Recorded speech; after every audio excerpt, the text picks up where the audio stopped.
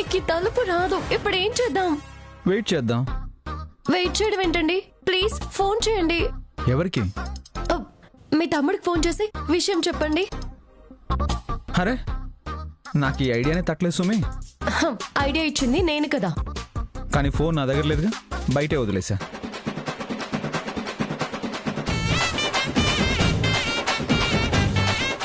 ఏంటి అంత సీరియస్గా చూస్తున్నావు? నేనేదో ఫోన్ కావాలనే బయట వదిలేసినట్టు. బాబీ నెంబర్ చెప్తాను, నువ్వే కాల్ చేయి.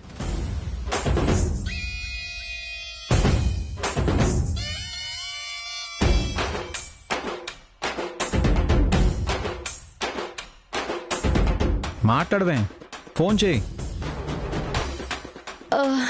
దురదృష్టవశాత్తు నా ఫోన్ కూడా బయటే ఉండిపోయిందండి.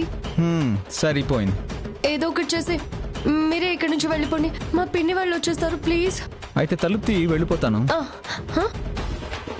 తలుపు లాక్ అయిపోయింది కదా. మరి ఎలా వెళ్ళిపోమంటున్నావు? నేనేమన్నా ఈగనా దోనా ఏ కిటికీలో నుంచో బయటికి ఎగిరిపోవడానికి? అయ్యో భగవంతుడా, ఇప్పుడు ఎలా? అరే ఎందుకంత టెన్షన్ పడతావు? అయ్యో మా పిన్ని వాళ్ళు వచ్చేస్తే మన ఇద్దరిని ఇక్కడ చూస్తే ఏమనుకుంటారు? ఎందుకు అనుకుంటారు? మనం పరిచయస్తులం అని చెప్తాంగా. అమ్మాయి మధ్య పరిచయము, ఒకే గదిలో ఉన్నారు అంటే ఓకే. కానీ అమ్మాయి అంటే తప్పుగా అనుకుంటారు కదా. తప్పుగా అంటే? అదే మన ఇద్దరి మధ్య అప్పం అని. చూడుకుండమ్మా, నీ పక్కన ఎలాంటి మగాడు నిలబడ్డా ఎవ్వరికి ఆ డౌట్ రాదు. నువ్వేం టెన్షన్ పడకు. మీకు వెటకారంగానే ఉంటుంది. వెటకారం కాదు, పిన్ని వాళ్ళు వస్తే నేను మాట్లాడతానులే. ఏం మాట్లాడతారు? మీరు ఛాలెంజ్ లో గెలవడం కోసం మీకు సపోర్ట్ చేస్తున్నానని, జిమ్కి వస్తున్నానని అలా పరిచయం అని చెప్తారా? లేక మా చెల్లెలకి నా రికమెండేషన్ తోనే మీరు ఉద్యోగం ఇచ్చాను అని చెప్తారా? మీరు అలా చెప్తే మా చెల్లెలు ముందు ఉద్యోగం మానేస్తుంది. నేను జిమ్కి వస్తున్నానని తెలిస్తే మా పిన్ని నా కాళ్ళు విరగొడుతుంది. హలో హలో హలో, ఏంటండి నేను ఇంత టెన్షన్ పడుతుంటే మీరేదో ఇంటల్లులాగా మంచం మీద పడుకున్నారు. ఇప్పుడు నేను ఆ డోర్ దగ్గర నిలబడితే మాత్రం డోర్ ఓపెన్ అయిపోతుందా? కాసేపు రిలాక్స్ అయితే ఏదైనా మంచి ఐడియా వస్తుంది. మీకు ఐడియా వచ్చేలోపు మా పిన్ వచ్చేస్తుంది. ఇవాళ నాకు భర్త పూజ కన్ఫర్మ్. వీరుళ్ళ కండలు మాత్రం పెంచారు. ఎందుకు తలుపు కూడా ఓపెన్ చేయలేకపోతున్నారు? ఇప్పుడు ఏంటి, ఆ తలుపు పగలగొట్టమంటావా? మీరు తలుపు పగలు కొడితే మా పిన్ని నా గుండె పగలు కొడుతుంది. కాబట్టి కాసేపు టెన్షన్ పడకుండా సైలెంట్గా ఉండు. ఏదో ఒకటి థింక్ చేస్తా.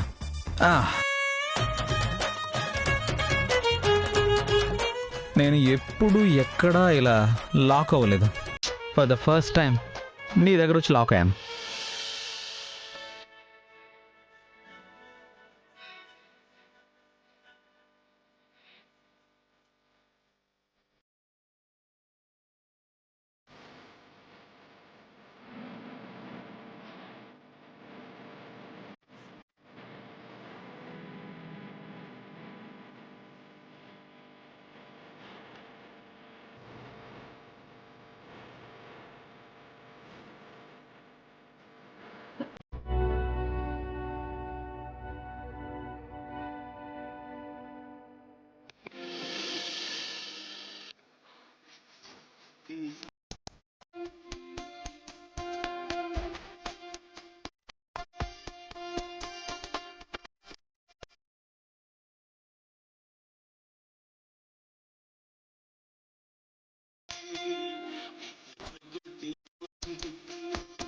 ఏ అమ్మాయిని చూసినా డోంట్ కేర్ అనే నేను లోకేశ్వరిని చూడగానే ఇష్టపడ్డం ఏంటి? తనకి పెళ్లి కుదిరిపోయి నా లైఫ్కి ఇలా బ్రేక్ పడ్డం ఏంటి? హ్యాపీగా పబ్బుల్లో మందేస్తూ చిందేస్తూ గడిపేవాడిని. నాకు ప్రేమ అవసరమా? కానీ ప్రేమించానే.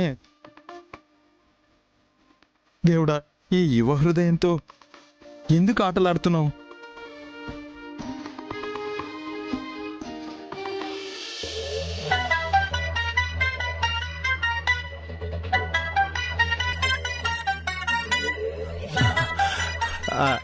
సిస్టర్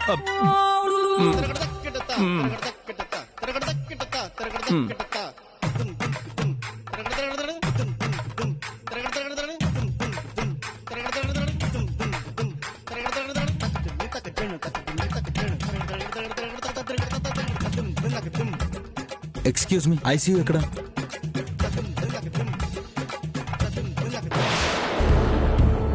ఏంటి పక్కకు రమ్మన్నావు? ఏమైంది?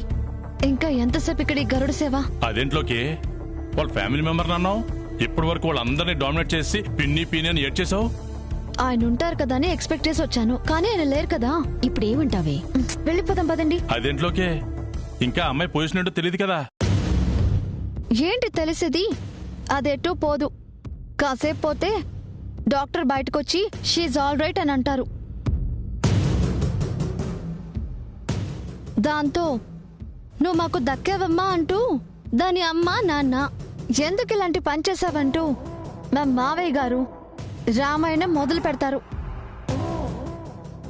వెంటనే బెడ్ మీద ఉన్న అది బావలేకపోతే నేను బ్రతకలేను అంటూ ఏడుపు మొదలు పెడుతుంది. ఇదంతా వింటూ కూర్చోవడం నాకు అవసరమా? అంటే సడన్ గా వెళ్ళిపోతే ఏమైనా అనుకుంటారేమోనే. అయ్యో ఏమనుకోరు, పదండి వెళ్ళిపోదాం. ఏ ఆగవే, వెళ్తున్నావని చెప్పనేను చెప్పాలి కదా. పద, చెప్పేసి వెళ్దాం. అబ్బా, ఏడు మొహాల దగ్గరికి నేను రాను. మీరు వెళ్ళి చెప్పేసి రండి, నేను ఇక్కడే ఉంటాను. పదని మావయ్య.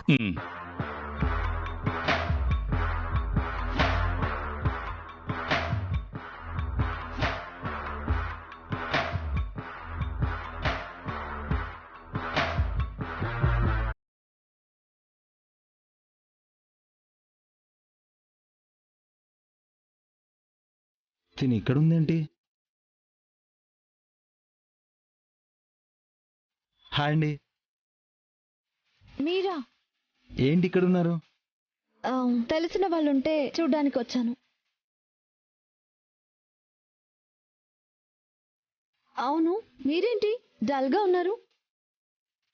ఏం చెప్పమంటారండి, ఇప్పుడే నా హృదయానికి ఫస్ట్ టైం పెద్ద గాయమైంది. హృదయానికి గాయమా? ఈషా విషం తాగిందని ఫీల్ అవుతున్నాడేమో. సర్లేండి, ఒక్కోసారి ఇలా జరుగుతూ ఉంటాయి. అలా అని సరిపెట్టుకోలేను కదండి. బలవంత పెడితే మనుషులు దగ్గరవుతారా చెప్పండి? మనసులు కదా కలవాలి. మనుషుల్ని అర్థం చేసుకొని కదా పెళ్ళిళ్ళు ఫిక్స్ చేయాలి.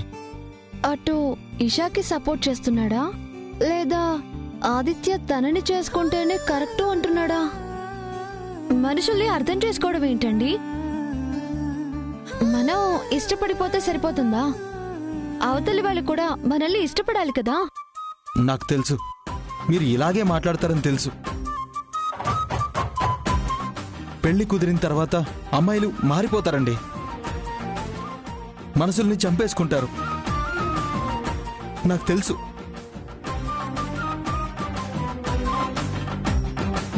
ఇషాకి ఇలా జరిగిందని ఏడుస్తున్నాడా, లేక ఇషాకి సపోర్ట్ చేస్తూ ఆది ఇషానే చేసుకోవడం కరెక్ట్ అని నాకు హింట్ ఇస్తున్నాడా? మరి పెళ్ళైపోయిన తర్వాత అమ్మాయిలు మారిపోతారు అంటాడేంటి? వెళ్దామా? అమ్మా లోకే, హా? ఏం ఆలోచిస్తున్నావమ్మా? ఆ, ఇప్పుడే కలిశాడు. ఎవరు? అల్లుడు గారా? కాదు, ఆయన తమ్ముడు గారు. ఏమన్నాడమ్మా?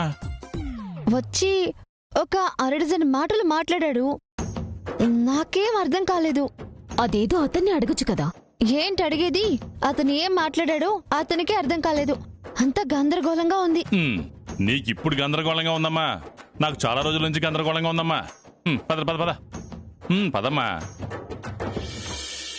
నాన్న ఎలా ఉంది? ఎరా నువ్వు ఒక్కడవే వచ్చావు, వాడేడి? నాకేం తెలుసు?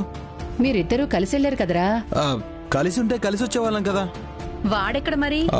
ఎక్కడో ఇరుక్కుని ఉంటాడు. యువతల ఇషా విషం తాగింది, ఏమవుతుందో ఏమన్నా బాధ లేదా మీకు? ఉంది నాన్న, బాధ ఉంది. బాధుండబట్టే మీతో పాటు ఇక్కడికి రాలేకపోయాను. అదేంటి? అవునత్తయ్య, చిన్నప్పటి నుంచి ఈషా నేను తూనీగా తూనీగా అంటూ పాటలు పాడుకుంటూ పెరిగాం. అలాంటి ఈషా ఇలాంటి పరిస్థితుల మధ్య ఉంటే నేను ఎలా చూసి తట్టుకోగలను? ఏంటి ఎంతో ఓవర్ యాక్షన్ చేస్తున్నాడా? రేయ్, ఆదికి ఆయన కుదిర్చిన సంబంధం ఇష్టం లేదని చెప్పావు కానీ ఈశాని ప్రేమ